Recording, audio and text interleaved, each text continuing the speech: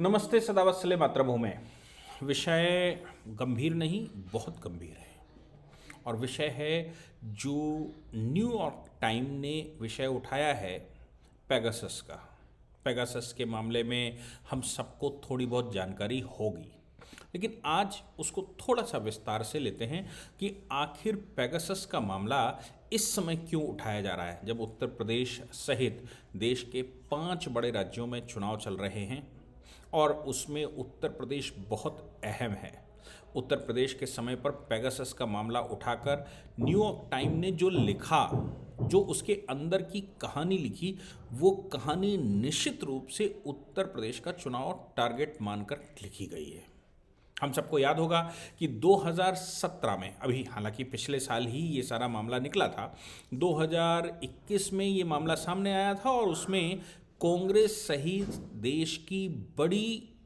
जो जो पॉलिटिकल पार्टियां हैं, जिसमें पॉलिटिकल पार्टियों के अलावा उनके जो दूसरे तरह के न्यूज़ चैनल्स हैं जैसे द वायर है, NTV है, इन्होंने खूब ये विषय चलाया था। सुप्रीम कोर्ट तक मामला पहुंचा था और सुप्रीम कोर्ट ने इस पर एक 3 मेंबर्स की बेंच, 3 मेंबर्स का एक पैनल बनाकर सुप्रीम कोर्ट मॉनिटर्ड इन्वेस्टिगेशन बिठा दिया था। मामला गंभीर इसलिए है क्योंकि इस बार जो आरोप लगाए गए हैं न्यूयॉर्क टाइम्स के द्वारा वो और ज़्यादा घातक है। पहले क्या लगाए गए उस पर चर्चा करते हैं। पहले ये लगाया गया था द वायर के द्वारा कि NSO ग्रुप, जो एक इजराइल की फर्म है, NSO ग्रुप के द्वारा एक ऐसा सॉफ्टवेयर तैयार किया गया है जो साइबर वेपन की तरह इस्तेमाल होता है, या मैं ये कहूँ वो ये कहते हैं कि ये पेगासस नाम का एक सॉफ्टवेयर है, स्पाईवेयर है, जो लोगों के मोबाइल में घुस जाता है, सिस्टम में घुस जाता है और उसकी सारी सूचनाएं हैक करके उसके ओनर को पहुंचा देता है। कहा गया कि भारत भी उसमें इन्वॉल्व है क्योंकि कोई एक लिस्ट पब्लिश हुई, उसमें कई देशों के नाम बताए गए और ये कहा गया कि पेगासस सॉफ्टवेयर इन देशों में ने खरीदा है, ये देश इस्तेमाल करते हैं। भारत के विषय में भी कहा गया तो भारत में बवाल खड़ा होना स्वाभाविक था, क्योंकि भारत में ह्यूमन राइट के नाम से, फंडामेंटल राइट के नाम से, अपोजिशन के नाम से, और भारत में तो यहाँ तक कि आप लोगों ने, यहाँ के लोगों ने या यहाँ के विरोधियों ने यहाँ पर एक NRC भी नहीं होने दी, या NRC के पीछे पड़ गए, या मैं ये कहूँ कि यहाँ के लोग, भारत के लोग, भारत में सिटीजनशिप का कोई कार्ड बनाना नहीं चाहते, जबकि पाकिस्तान में है, बांग्लादेश में, संसार के लगभग सभी कंट्रियों में कार्ड बना होता है कि भाई ये भारत का नागरिक है। बच्चा जन्म लेता है और उसके बर्थ सर्टिफिकेट के साथ उसका एक कार्ड बन जाता है। लेकिन ये भारत में इन लोगों ने नहीं होने दिया। क्यों? क्योंकि उद्देश्य दूसरा है, टारगेट दूसरे हैं। अब उत्तर प्रदेश में चुनाव है और उत्तर प्रदेश एक ऐसा प्रदेश है देश में, उत्तर प्रदेश और बिहार, जिसने पाकिस्तान का निर्माण सन 47 में किया था। मोस्टली अगर हम आज भी पाकिस्तान की बात करें तो पाकिस्तान में माइग्रेटेड मुसलमानों में आज भी 70% बिहारी और उत्तर प्रदेश के लोग मिलेंगे, मुसलमान। और उन्होंने यहाँ वहाँ रहने वाले हिंदुओं को क्या दशा की, ये हम सब जानते हैं। उत्तर प्रदेश फिर से वैसा ही केंद्र बनने जा रहा था और योगी आदित्यनाथ जी की सरकार बनते ही यहाँ क्या हुआ वो हम सब ने देखा है। तो अब अगर उत्तर प्रदेश में आबादी बढ़ गई है तो इस तरह की बातें की जाएं तो पोलराइज हो जाएगा, और पोलराइज होगा तो फिर समाजवादी पार्टी जो समर्थन में खड़ी होती है, समाजवादी पार्टी की सरकार बन सकती है और मुस्लिम एटलीस्ट कहीं और टूटे ना, क्योंकि मुस्लिम को क्लेम करने वाली 4 पार्टियां हैं और हिंदुओं को क्लेम करने वाली सिर्फ एक पार्टी है। कांग्रेस मुस्लिम क्लेम करती है, बहुजन समाज पार्टी मुस्लिम क्लेम करती है, समाजवादी पार्टी मुस्लिम क्लेम करती है और अभी तो ओवैसी की MIM भी मुस्लिम क्लेम करती है। और हिंदू क्लेम करने वाली, इनडायरेक्टली क्लेम करें, हिंदू क्लेम करने वाली केवल एक पार्टी। और इन सब का मानना है कि ये जो 20% है, ये जिस पार्टी के साथ चला जाएगा, हिंदू उनको को थोड़ा मिल जाएगा और जो मुसलमान चला जाएगा तो फिर वो उसके आधार पर सरकार बना लेते हैं। यही पिछले 70 वर्ष से BJP छोड़कर सभी पार्टियों की अपनी नियति रही है कि उनको लगता है ये बल्क वोट हमको मिलेगा जिससे हमारी सरकार बन जाएगी। अब इस न्यूज़ में क्या कहा गया। इस न्यूज़ में ये कहा गया, जो न्यूयॉर्क टाइम्स में छपी और इस चुनाव के समय पर ही छपी, उन्होंने कहा कि न्यूयॉर्क टाइम्स ने जो रिपोर्ट लगाई उसका नाम दिया the battle for the world's most powerful cyber weapon. The battle for the world's more powerful cyber weapon. इसमें उन्होंने कहा कि प्रधानमंत्री नरेंद्र मोदी 2017 की जुलाई में इजराइल विजिट पर गए थे, जहां उन्होंने एक डिफेंस डील की थी और उस डिफेंस डील के साथ ही वो उसी डील में जो $2 बिलियन की थी, उसी डील के साथ ये स्पाईवेयर ले आए थे, यानी कि पेगासस लेकर आए थे। फिर उन्होंने कहा कि 2019 में वहाँ बेंजामिन नेतन्याहू भारत में आए थे और बेंजामिन नेतन्याहू भारत में जब आए तो फिर उन्होंने ये हैंडओवर कर दिया। ये बात इन्होंने खुलकर कही। अब सवाल पैदा होता है, साथ में ये भी कहते हैं कि ये जब डील हो गई 2017 में, 2017 की डील के बाद यूएनओ में ये जो इजराइल वर्सेस फ़िलिस्तीन चला था, यानी कि यहूदी वर्सेस मुसलमान चला था, उसमें फ़िलिस्तीन ने UN monitored human right commission की मांग की थी, ह्यूमन राइट इन्वेस्टिगेशन की मांग की थी कि इजराइल ने ह्यूमन राइट वायलेशन किया है फ़िलिस्तीन में।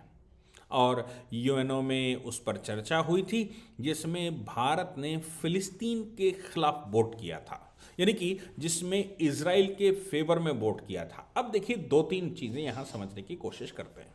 पहली बात तो यह है कि इजराइल यानी कि यहूदी, आप सब जानते हैं ना, संसार में दो सेंटीमेंट पर मुसलमान सबसे ज़्यादा भड़कता है।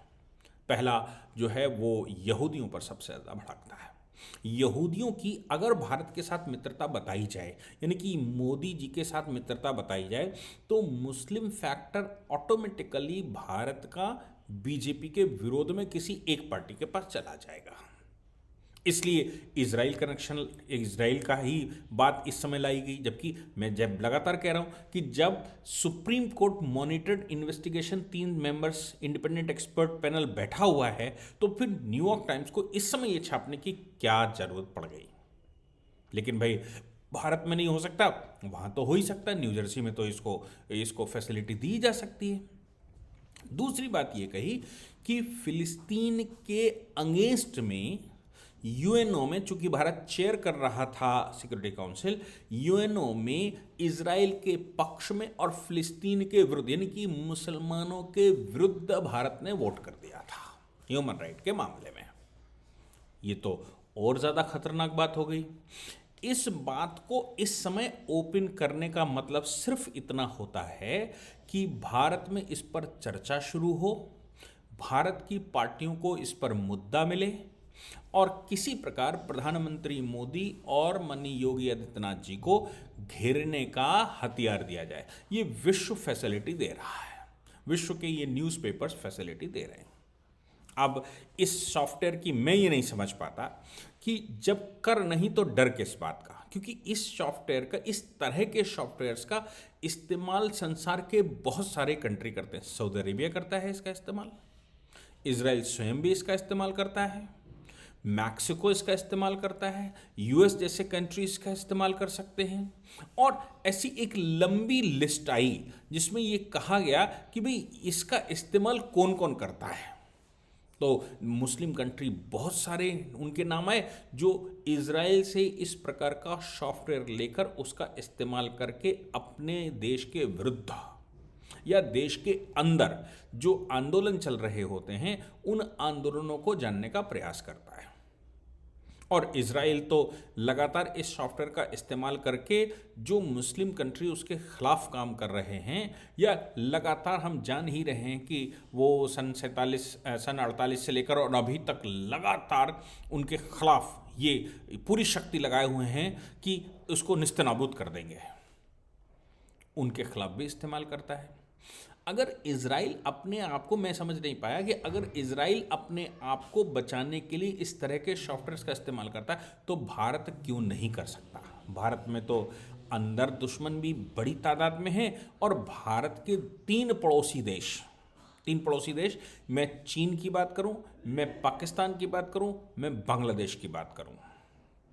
अगर हम बांग्लादेश को हटा भी देते हैं तो भी चीन और पाकिस्तान ये लगातार भारत को कैसे बर्बाद किया जाए इसके लिए योजनाओं पर योजनाएं बनाते हैं और उसको इम्प्लीमेंटेशन में भी लाते हैं, और भारत के अंदर भी पैसा सप्लाई करके भारत के अंदर कम्युनिस्ट तैयार करते हैं, भारत के अंदर अपने चमचे मुसलमान तैयार करते हैं ताकि भारत के विरुद्ध ये काम कर सकें।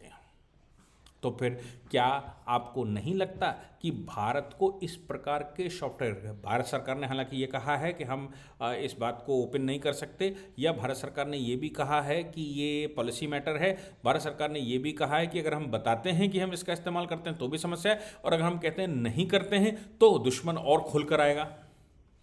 इस सॉफ्टवेयर का इस्तेमाल जो मैसेजेस जाते हैं, जो बातें होती हैं, उसको डिक्रिप्ट करने के लिए भी इस्तेमाल होता है, यानी कि इनक्रिप्टेड मैसेज जाता है उसको डिक्रिप्ट करते हैं, जो इंटेलिजेंस को करने में बहुत लंबा समय लगता है, वो भी इस सॉफ्टवेयर के माध्यम से हो जाता है। तो सवाल इसमें वहीं पर है कि भैया भारत अगर कह रहा है कि हम नहीं इस्तेमाल करते, या भारत कह रहा है हम बोलना नहीं चाहते, तो मुझे लगता है भारत सरकार को कानून बनाकर इस तरह के सॉफ्टवेयर्स का इस्तेमाल करने का अधिकार एक इंडिपेंडेंट बॉडी को देना चाहिए, और ये कहना चाहिए कि देश के विरुद्ध सोचने वाले, देश के विरुद्ध कृत्य करने वाले, देश विरोधी शक्तियां जो बाहर हैं, जो फॉरेन पावर्स हैं, उनके सबके खिलाफ हम इसका इस्तेमाल करेंगे, क्योंकि भारत बचाना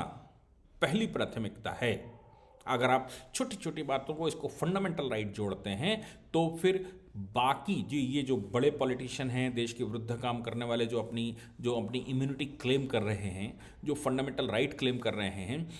वो कितने परसेंट होंगे? 1%, आधा परसेंट, 0.2%, 0.01%, 1,000, 2,000, 5,000, 10,000 लोग? 130 करोड़ लोगों में अगर 10-20 हज़ार लोग इस प्रकार के हैं जो क्लेम कर रहे हैं, तो क्या इन 10,000 लोगों के लिए भारत के 130 करोड़ लोगों के फंडामेंटल राइट, जिनका फंडामेंटल राइट है कि उनको सुरक्षा मिले, जिनका फंडामेंटल राइट है कि भारत अक्षुण्ण रहे, जिनका फंडामेंटल राइट है कि भारत में कोई गड़बड़ी न हो और हम सुरक्षित हों, विदेशी शक्तियों के अगेंस्ट में सुरक्षित रहें, और देश के अंदर जो देश विरोधी काम करने वाले हैं उनके प्रति सुरक्षित रहें, तो क्या 130 करोड़ लोगों के फंडामेंटल राइट यहाँ ताक पर रखे जा सकते हैं इन 10,000 तथाकथित बुद्धिजीवियों के लिए जो देश के विरुद्ध काम करने के लिए तत्पर रहते हैं?